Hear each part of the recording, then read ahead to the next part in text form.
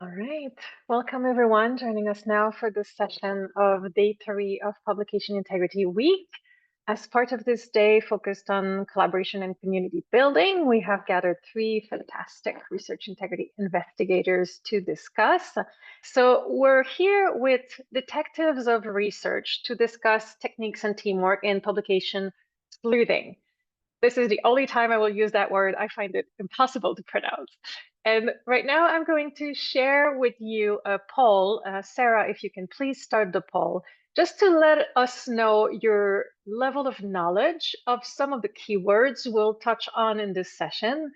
And I'll let you answer the poll while I continue to introduce the session a little bit, and we'll look at the results in a minute. So we'll talk about how these integrity researchers, detectives, investigators identify and then communicate the integrity issues that they discover. So with the community focus today, it will be really interesting to discuss their experience reporting their findings, the types of collaboration they might have with different parts of either researchers or publishers or editors, and their strategies to respond also to the criticism that I'm sure they inevitably receive from the community. I think we all agree that the work they do is particularly important to safeguard publication integrity, and I'm really super excited to hear more from them today. So now we're going to get the results from the poll to see how many of you know about paper mills, hijacked journals, COSIG, PubPeer, and Retraction Watch database.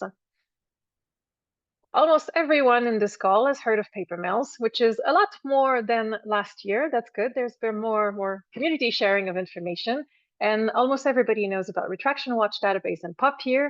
The COSIG are not yet known, so for sure, by the end of the session, the majority of you will have learned something new. And hijacked journals is 60%. So thank you very much for answering this. And with this being said, I will introduce the speakers. So I'm Marie Soudière. I'm a co-council member since 2020, and I will be moderating the session. And I'm joined by Dr. Anna Abalkina. She's a researcher at the Free University of Berlin, and she researches misconduct and has identified thousands of papers associated with paper mills and hijacked journals as well. Beyond that, she works on disseminating information on the costs and consequences of scientific misconduct to the community. And she was also named by Nature as one of the top 10 individuals who shaped science in 2024. Very excited to have you with us, Anna. And we also have Reese Richardson joining us at a painfully early hour. Thank you so much for being here. He's a postdoc at the Center for Science at Northwestern University. As the meta-scientist, he actually uses scientific methodology to study science itself and increase the quality and integrity of the scholarly output. So he is one of the keepers of the COSIG, the collections of open science integrity guides that you'll hear about. It's really an incredible resource, and he'll be presenting it to you shortly. And we have René Aquarius, who's a biomedical scientist at the neurosurgery department of the Radboud University Medical Center in the Netherlands. So despite his detective work being just a side job, I think he tremendously contributed to the investigation of image-related integrity issues, and he's really a recognized key player in that field. And if you aren't yet following him on LinkedIn, I recommend you do so. It's really fascinating to see all the image manipulations he finds and shares out there. And so without further ado, I will hand over now to René for his presentation on pattern detection and public sharing.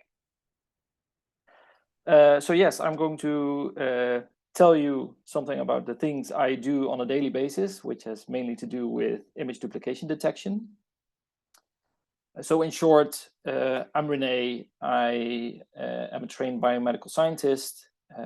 I did my PhD at the Orthopedic Research Laboratory here in Nijmegen, the Netherlands. And I'm currently working at the neurosurgery department. And I'm also what you call a science sleuth. And this is the building that I'm in. And some disclosures, I'm an admin for Prospero that is unpaid, and I have an ongoing collaboration with Image Twin, which is software that you can use to detect the types of problems that I'm going to talk about now. So when we talk about problems in scientific articles, there are numerous ways in which you can find issues.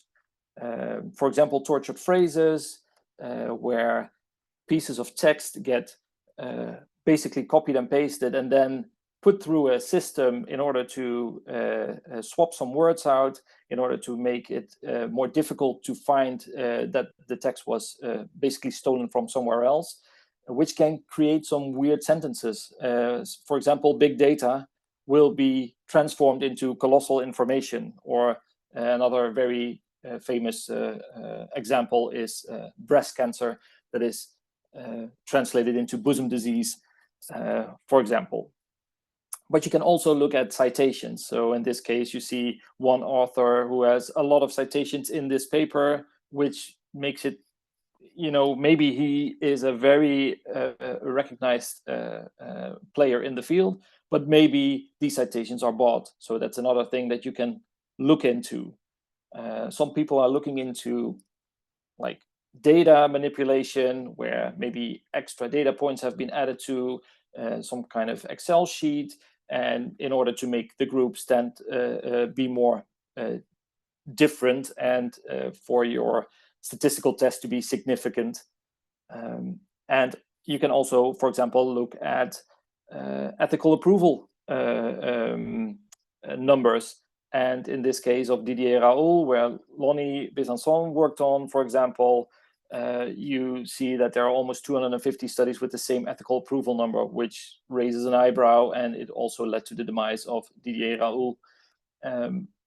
But I'm more interested in these types of issues, what is highlighted here on the screen now. So these are inappropriate image duplication and manipulation. I always say inappropriate because it's important, because sometimes there is appropriate duplication. And why do I like to point out these flaws in images? Because I think once you see it, you can't unsee it. Here's an example of all these different panels that are used in a study that I recently flagged. And if you look closely at these two panels, these are from different animals that were sacrificed on different days, and you see a tissue section. But if you look closely, you suddenly see that there is an overlap. So that means that this tissue section, these two tissue sections cannot come from two different animals, but must come from the same animal. So that is a very good indication that something went wrong here. But why is that a problem? I want to go a bit into detail on what usually happens in an animal experiment, because I'm mainly looking at animal experiments. So usually in an animal experiments, you have different experimental conditions. For example, you have a group with healthy animals, you have a group with sick animals, and then in order to see if the sick animals get a little bit better, you give the sick animals a drug, and this will lead to something different that is hopefully looking more like for example, the tissues from healthy animals. And in this particular example, I want to show you two different studies that present images. And in the bottom one, you can see basically 5 different groups, very similar to the top one. And here's study A and here's study B, where you can basically see that study A has 3 different conditions, study B has 5 different conditions. But if you look a little bit more closely, you can see, and you stretch it out a little bit and you move things around a little bit, you can actually see that it's the same slide. So basically these 3 different conditions from these 3 studies basically share the same slide. That is the basic data that is exactly the same. So that's just not possible. And if you look closely, this is what I just pointed out. There's even more problems in these couple of images, because, for example, in this one, it's the same, but it's 90 degrees rotated, and the same can be said for this one, which is 90 degrees rotated. And what we want to do is to put this in a little bit of context, because if you see all these different papers with a problem, you might think, well, that's interesting, or I don't know how often that occurs. So what we recently did in a study is we did a systematic review, which basically means that you want to investigate all the literature on a certain topic And in this case, it was the topic of animal studies in which a subarachnoid hemorrhage, which is a type of brain bleed, it was simulated in these animals, and we wanted to know if there were any, investigations into medicine or compounds or drugs that would lead to diminishing of early brain injury, which is the brain injury occurring after the brain bleed in the first 72 hours. So we were looking at all this literature on this topic, and we have checked a total of over 600 papers using both our eyes and Image Twin, which is the software I mentioned at the start of my presentation.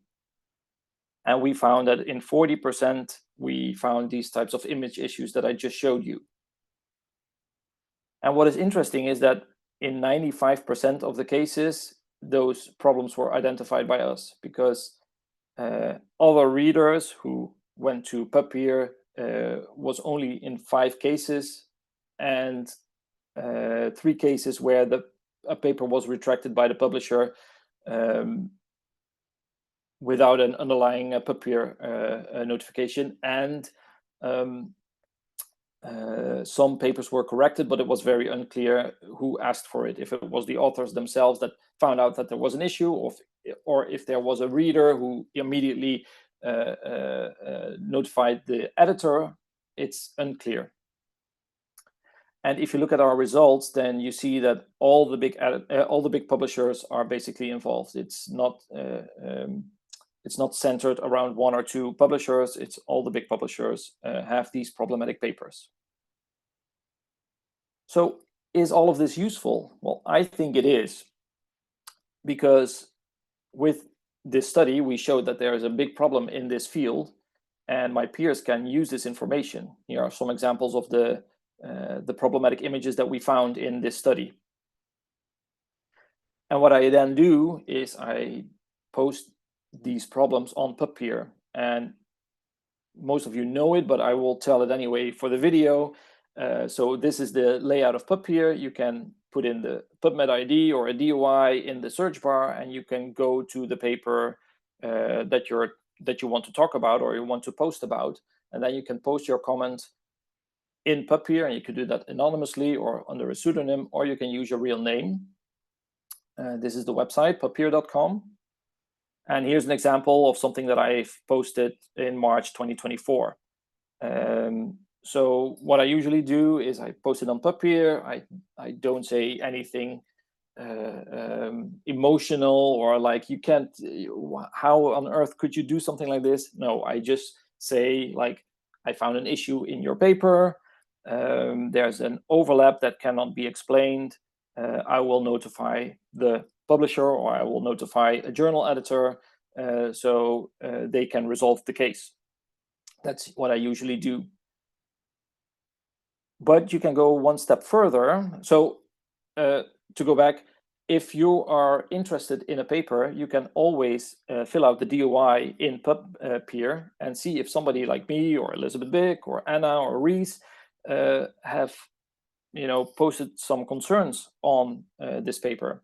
So that might give you a little idea on whether to trust this paper or not.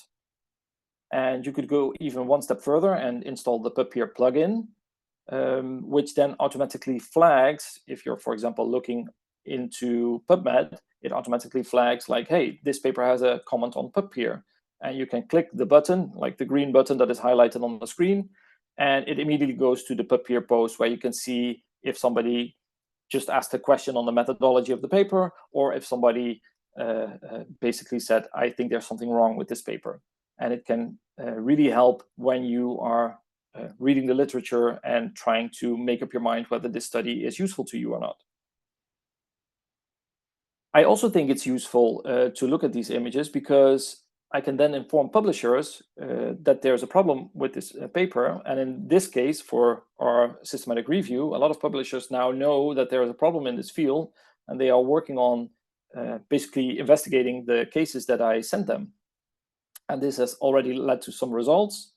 So of the 243 papers, problematic papers that we found, 55 have got a correction, 19 were retracted, and 12 are currently under investigation. But of course, this is not nearly or not very close to the 240 papers, problematic papers that we found. So I think this process doesn't go quickly enough. And I also think that many more articles need to be checked. You can read all about this research. It was published 2 weeks ago or 3 weeks ago in PLOS Biology. So if you're interested in the study, you can read all about it here.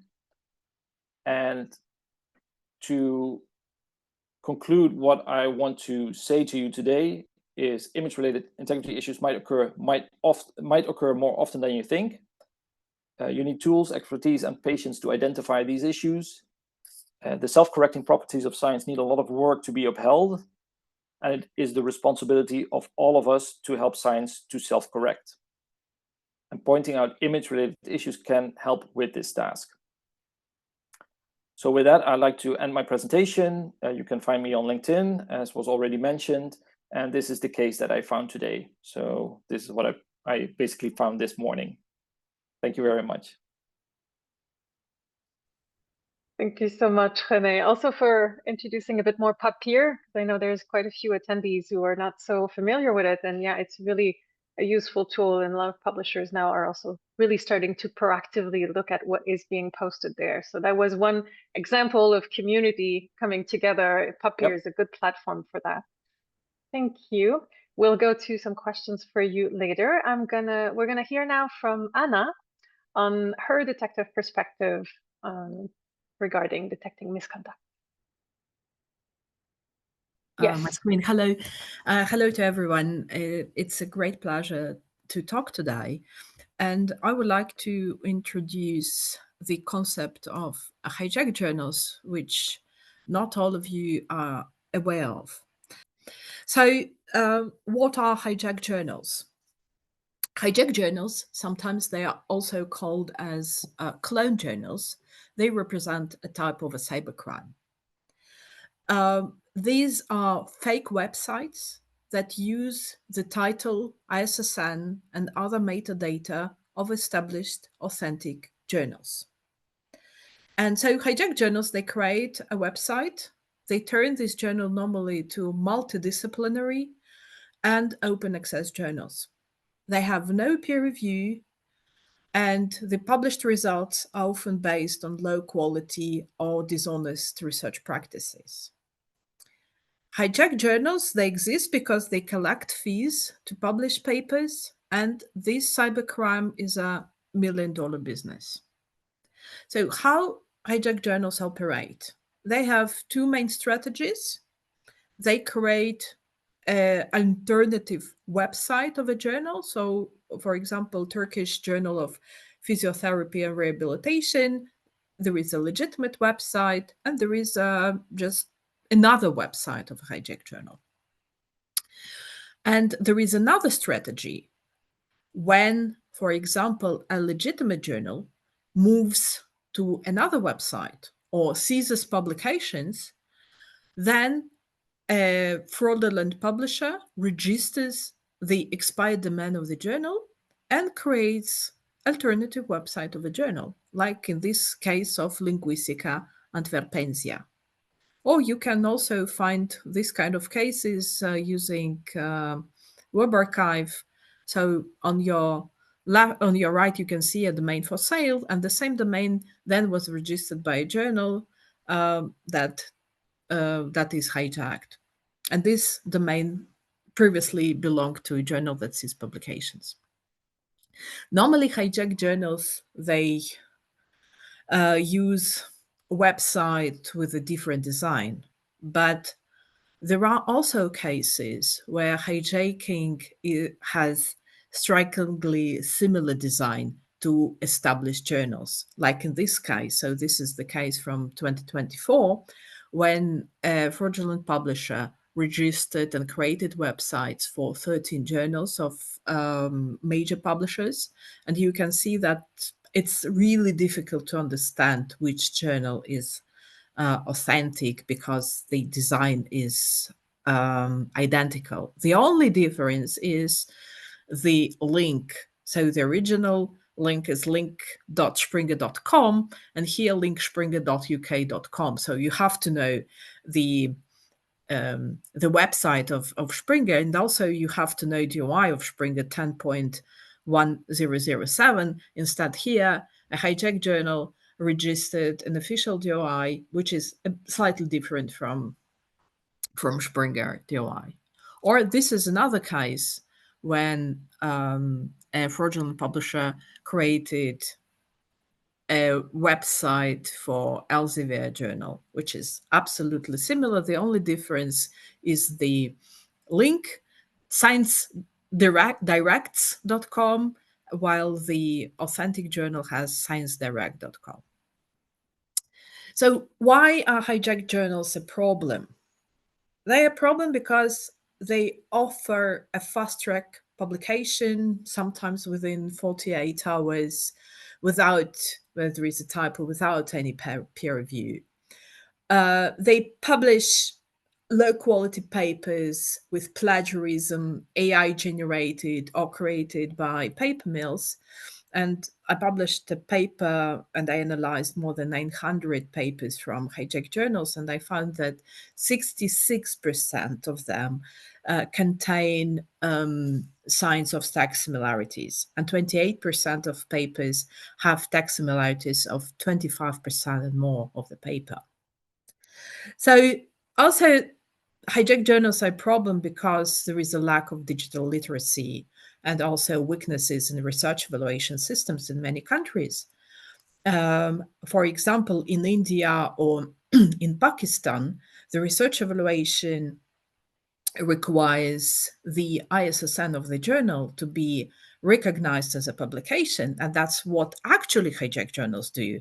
They copy the ISSN, and so scholars can present a paper with their identical ISSN, and this publication can be recognized by universities, and this significantly inflate publication record. Also, hijacked journals are a problem because of the phenomena which I call index jacking, because hijacked journals know to compromise the data of the original journal in indexing databases. In Web of Science, there are just individual cases that mostly relate to the registration of expired domains of the journals. In Dimensions, you can find a lot of papers from hijacked journals because fraudulent publishers register official DOIs, and that's what Dimension do. They index all papers with DOIs. Scopus is mostly affected, and I found over 70 cases of journals that penetrated Scopus.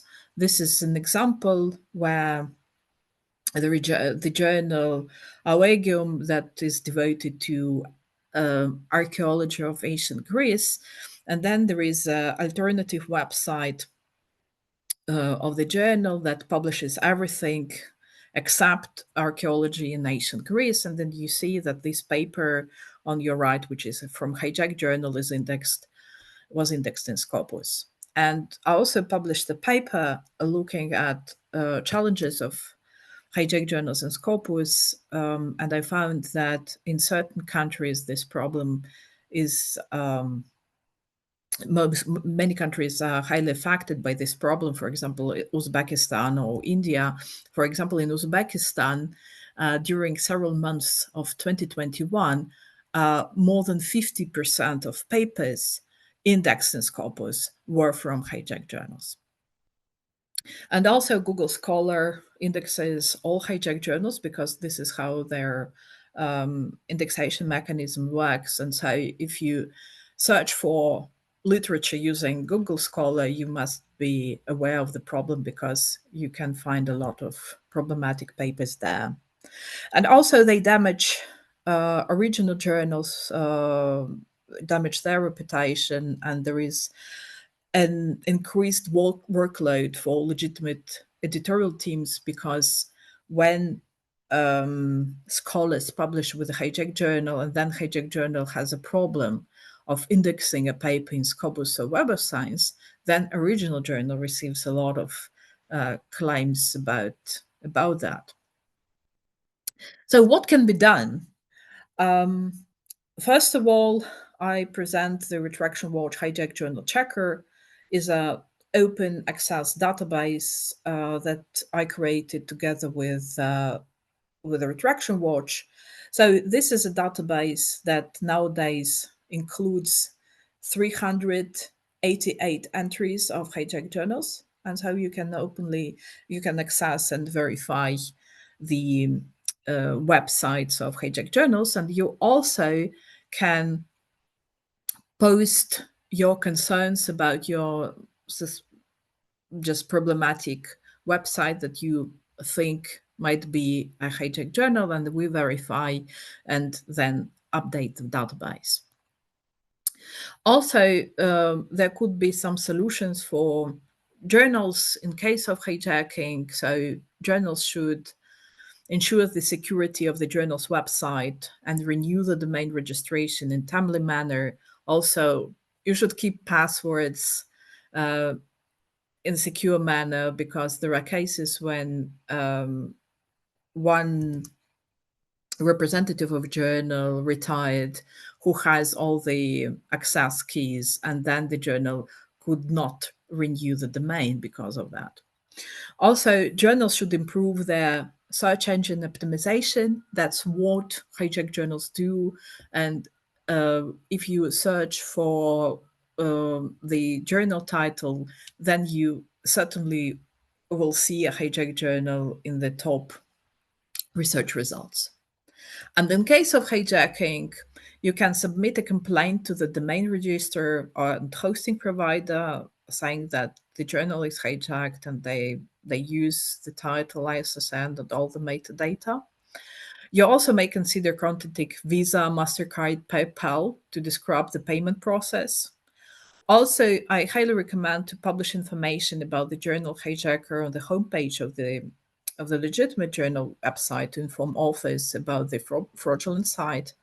And also, you can inform the Retraction Watch Hijack Journal Checker, and we will inform and update the database in this case.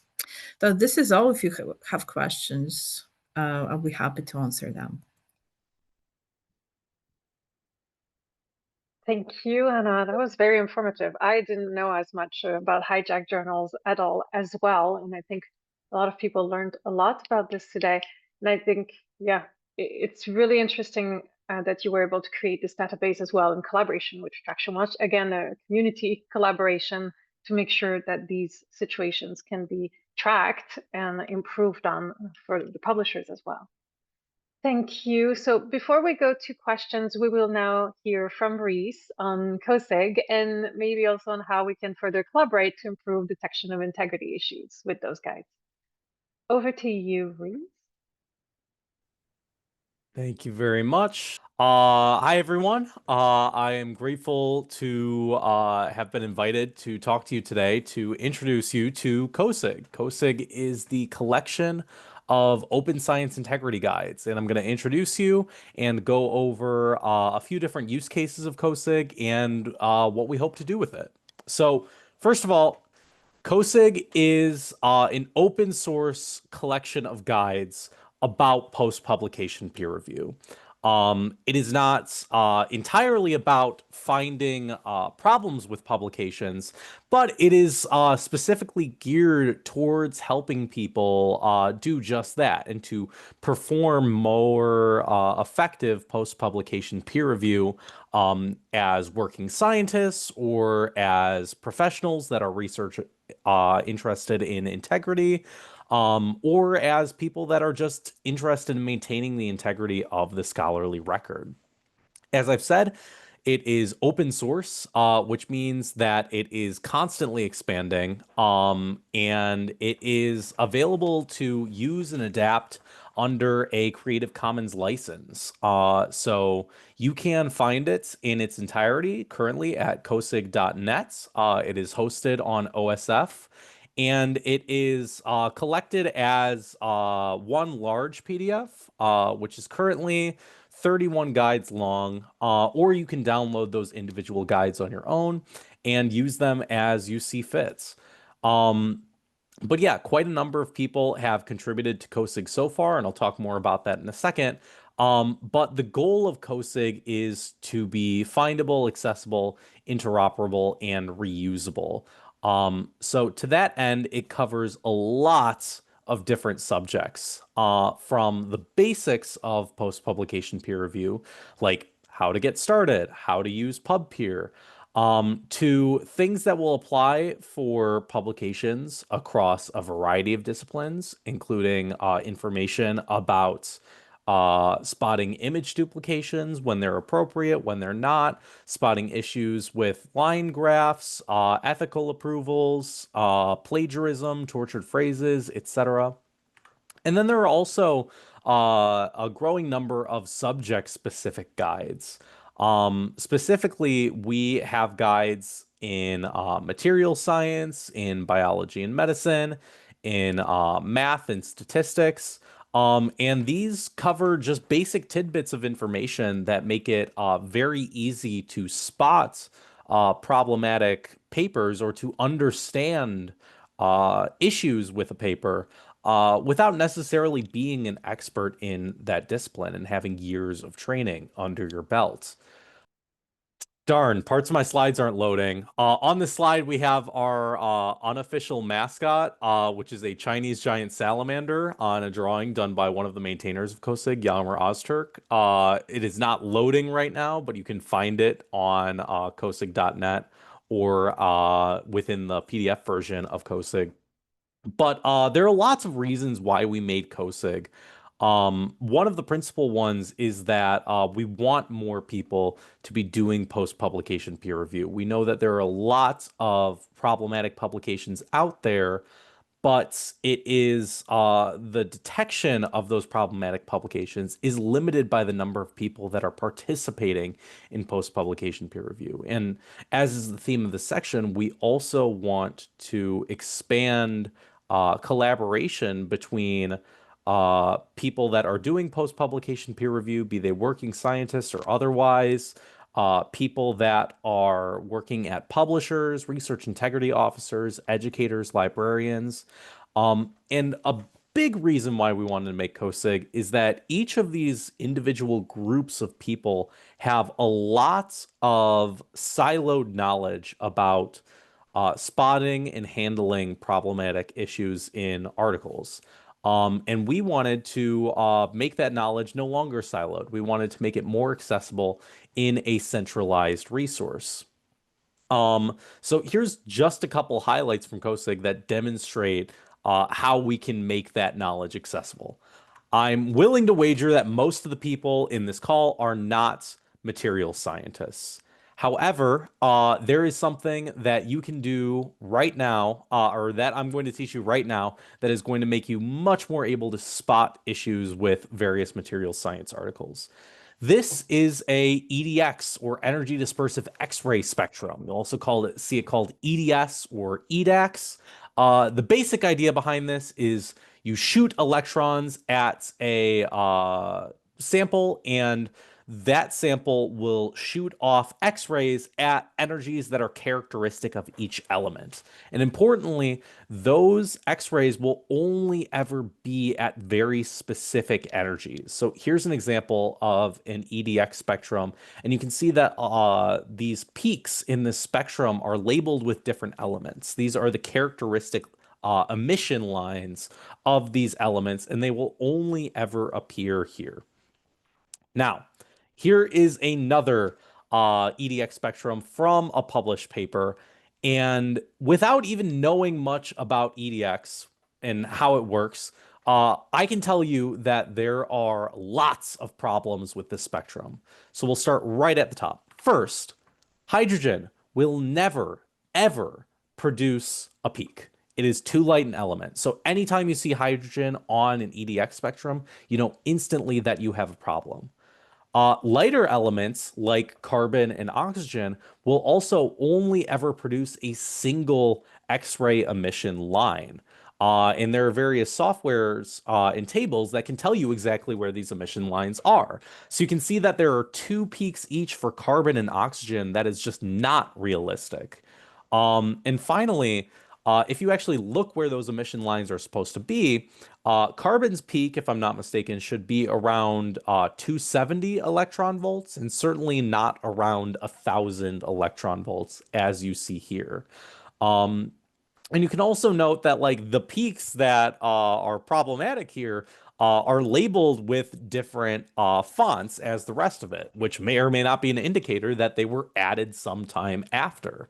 But there you go. Without even knowing anything about EDX, you now know how to spot hundreds of problematic spectra that have been published, and know that something went wrong with this publication, and this publication merits further scrutiny. Another highlight from COSIG that is a bit more general is we have a guide on reporting publication integrity issues to publishers, how to do it effectively and respectfully. And to that end, we have collected contact information for a bunch of major publishers, and how you can reach their ethics teams, or how you should be reporting those articles. So this is actually a way that publishers can contribute right now to COSIG, is if you visit this specific guide and you don't see your publisher listed, but you do have a catch-all email or a standard process for which you prefer publication integrity issues to be reported, we can put it in this guide and make sure that if people find problems in your publications or want to reach you otherwise, they can. So from here, we have a couple of objectives for COSIG.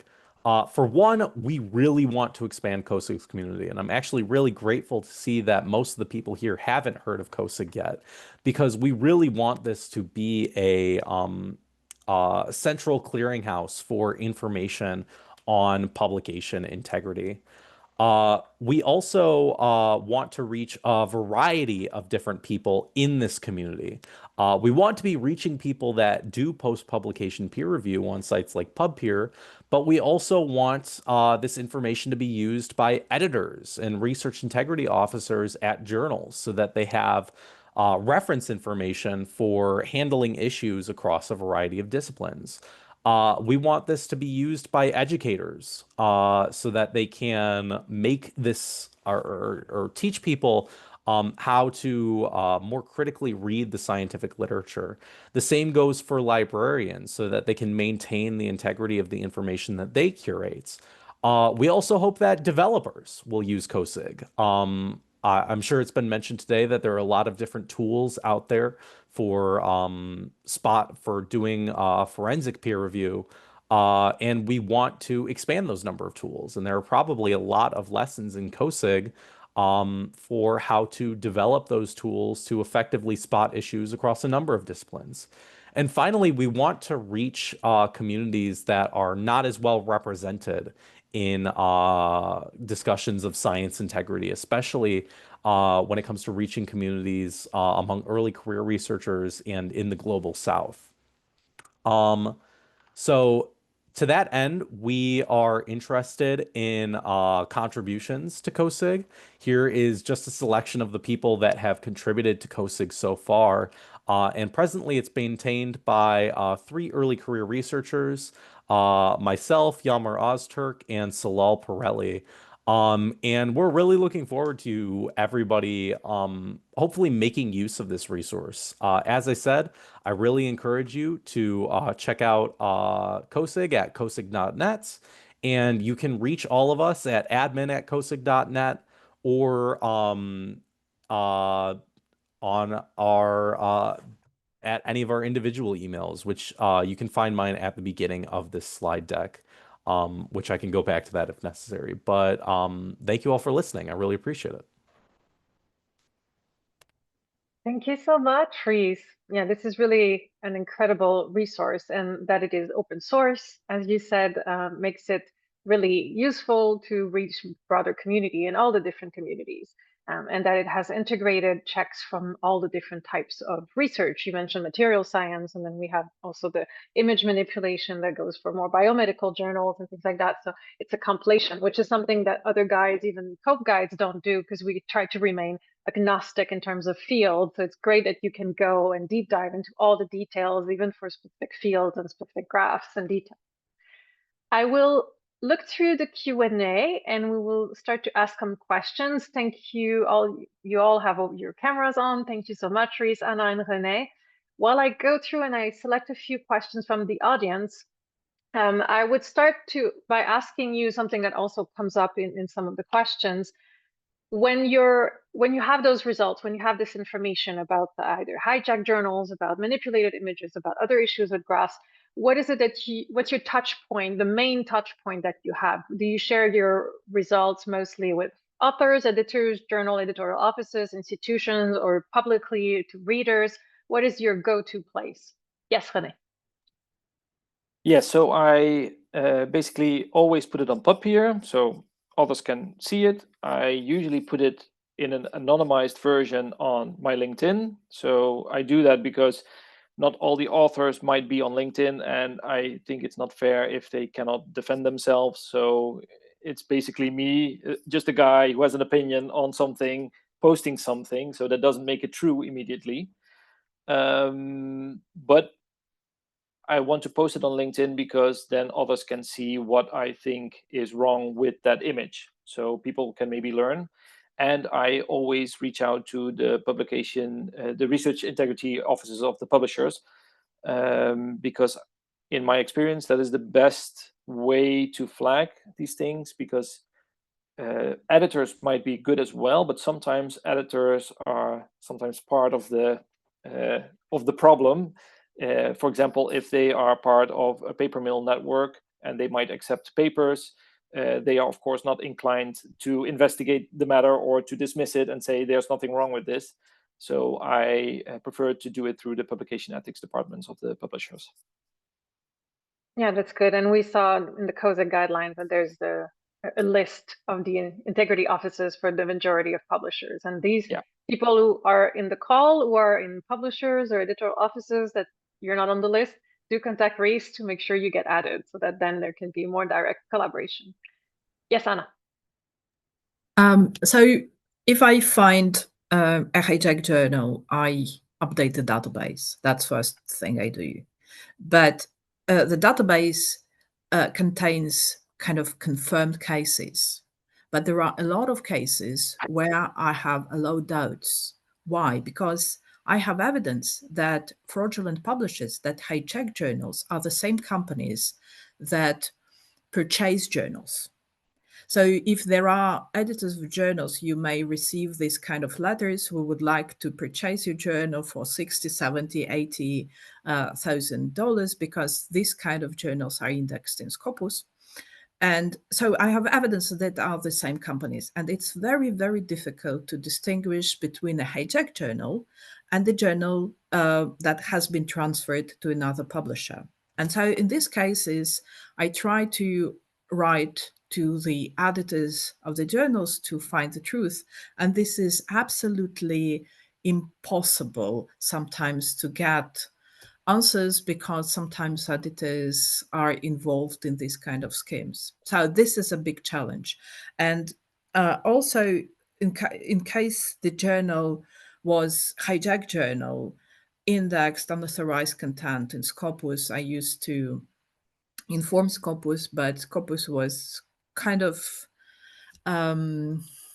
not always reacted to my information, and so that led me to write the whole paper about the problem. And Scopus then deleted all the home pages of journals in the journal profile, which somehow resolved the problem of hijacking, but it didn't solve the problem of journal transfer because the companies are the same. And so there is, and what I see, there is a higher pressure on standalone journals, on small journals that receive enormous offers from these fraudulent companies.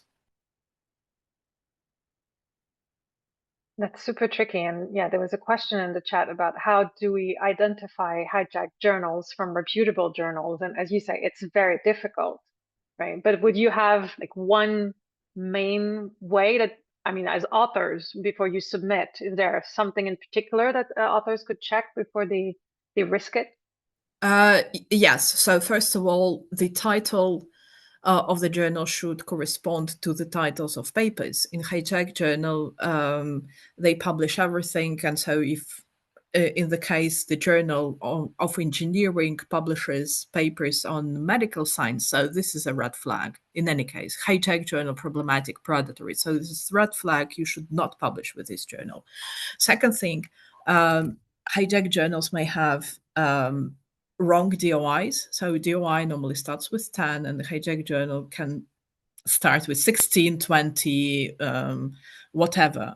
And so there are also, that's my knowledge, probably it would be difficult for users, but many HJAG journals are networks. So they share the same design and the same or website design or how just or the code, web page code design. And so you can just automatically retrieve these papers. Also, recently I've got access to domain tools and I use reverse IP search. And so I can retrieve the titles of HJAG journals just by IP. But this is very specific knowledge how to do that. Yeah, and as you said, then you add them to the database, and if somebody finds any HJAG journals, they can flag it to Retraction Watch or to you to be added as well. Yes. Great, thank you. Reese. Yeah, I was gonna, like Renee said, like it's really important to share findings as widely as possible. I find myself lacking in that department. Like you should always report things to publishers, but it can be a lot of work. But everything that I ever do is on PubPeer. And I really cannot stress how invaluable a resource PubPeer is. Even if you're working in science integrity or if you're just a working scientist yourself. So I'll echo your point, Marie, about being proactive and looking for issues in PubPeer if you're working at a publisher. Great, thanks. Yeah, we've been using it a lot, and there are dashboards for publishers. So I think this is a paid service that you have to, so you can get flagged anytime a paper in your journal gets a comment on PubPeer, which is very useful. But for anybody who wants to use it in a kind of free way to check different things, there is literally a plugin that you can plug in your browser. So the second you open an article, if there's any reference in the list of the paper itself as a flag on PubPeer, it will put a little big blue banner saying there's a flag, go and click on it and go to the website. So if anyone is interested in that as well, feel free to reach out to any of us. We all know, I'm pretty sure it's in the COSIG. Is it? Yes, right. So there's a guide in the COSIG on how to add on the little plugin for PubPeer to your browsers as well. Yes, Anna, go ahead. I have a proposal that we discussed amongst sleuths and also with publishers that we should move to creating a platform, a single platform to notify all the publishers about problematic papers and not just one by one. It should be a unique system. It will reduce time costs for sleuths and for publishers as well, because publishers have to notify and to write back and to notify about the investigation. Then the platform will automatically show if there is an investigation, open ticket, information about retrial. It should be everything automatic. We should move to this single platform for notifications of publishers.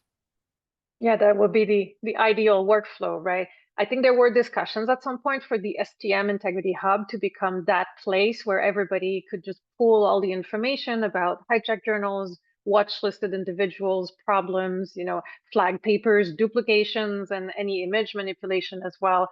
So I know that there was this intent at some point. As you say, it would be very valuable to have a place for all of this to happen together. Let me have a look at questions. There was a couple that I wanted to touch on. One is for everybody, but a bit more for Renee. Has it ever happened that you flagged a problematic paper, flagging issues and images or something else, and then you got a response from authors who provided the raw data or an explanation, and then you changed your mind? Yes, this happened. It doesn't happen very often. but there was a case where I found duplicated elements within images. So I flagged that, and then the author responded within a day, which is already quite rare. And he shared like, I have the original images, and he uploaded them all in his PubPeer comment. And those original images didn't have the duplicated elements. So we both concluded that it was actually the publisher or a journal editor who altered his images because he just had the original images. So it was very clear and very strong evidence that there was nothing wrong with the experiment. That's nice. Yeah, it does happen, and we see these when you see these PubPeer flags, you often see conversations or exchanges where the authors will provide an explanation or provide corrected versions of the images directly on PubPeer and say that they are in touch with the publishers to make a correction. Or we do get some spontaneous submissions to publishers of corrections after some things get flagged on PubPeer. Yeah. And I must say, the cases where authors present compelling evidence that there's indeed nothing wrong, those are very rare, because often like new images get uploaded, but there is no way I can check whether these are the actual images. So I think that is a big problem, because basically the believability of the authors is a bit tarnished after you find an image manipulation. So if they afterwards say, well, this is the actual image, we made a mistake, it's very difficult for me to just believe that. Yes, thank you. Related to that a bit, there's a question about whether GDPR and other data protection issues have been considered in terms of sharing information about problematic papers. I think you touched on that a bit, René, at the beginning as well, in saying that all the languages that you use is very neutral. It's about, there's more similarity than expected. There's a concern, can there be an explanation based on this? So basically, I think that's where everybody has converged over the years based on either criticism or knowledge, right? Yes, indeed.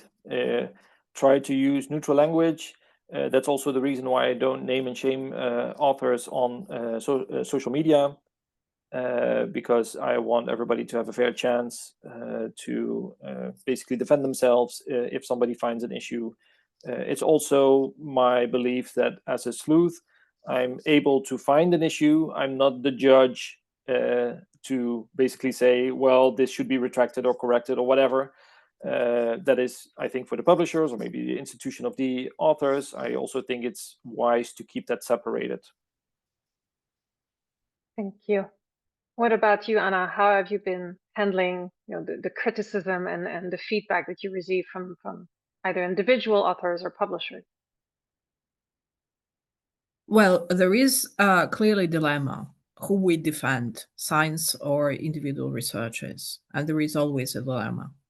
That's why, in order to reduce risks to blame an individual, I always provide information about the paper without any personal information. And also, I create normally, for example, nowadays I look at the papers of an Indian paper mill, and I found over 500 papers. And so I just directly send the list of these papers to the publishers and research integrity units. Also, because not all these papers can be PubPeered meaning that we can send the comment of PubPeer, because there are certain requirements that should be some misconduct or some problem commented. My methods look mostly at patterns of paper mill papers, like similar design or problematic email, and this cannot be PubPeered. So this is not the reason for retraction. Actually, this is the reason to flag. And because the publisher has more information, for example, about violation of peer review process, so the publishers on their side can investigate and retract papers. So as you can see, that all sleuths have absolutely different specialization and different methods of how to work with papers. Thank you so much. Yeah, that makes a lot of sense. It's very useful information for all of us. I think we have time for just one final question that I'm gonna go to Reese for about COSIG. What's the position of COSIG about preprints? Because you talk about post-publication peer review. So do you include preprints in this? Do you expect, some additional checks with archives and things to be done? Yeah, certainly. So we don't have a guide on preprints right now, but again, like we would love that. So if anybody's interested in writing about issues specific to preprints, when we say post-publication peer review, we're talking about what gets commonly called sleuthing, what's been called forensic meta-science, what's been called forensic peer review. But in general, it just involves, revisiting the research record, oftentimes with a critical eye. So PPPR is the word that we settled on, but it's in no way restricted to just looking at things after they've been published in a peer-reviewed outlet. A lot of the tips that you'll find in COSIG will be useful for doing peer review in the traditional sense. But yeah, I hope that answers that question. Yeah, thank you. Very nice. There were a few questions that were more specific. I would encourage those who asked those questions to actually look at COSIG. There might be some answers right there on, what is valid, what is not, how to go about this. So I will send you towards this resource that has been posted in the chat. And also, there is a very highly upvoted question about institutional emails and what's our stand on this, which actually will be perfect for the next session because it's literally the topic of the next session that will be in 15 minutes on trust markers and researcher identity. So we will leave that to be discussed in the next one. For now, we're taking this session to an end. I want to thank again all the speakers, Anna, Renee, Reese. It was really amazing, your presentations, and the lovely audience today. Thank you for joining. We're very grateful for your time and participation. So we'll head into a short break. You can water up, coffee up, and we'll be back in 15 minutes for the session on trust markers and researcher identity. Thank you so much. Thank you. Thank you. Thank you. Bye-bye.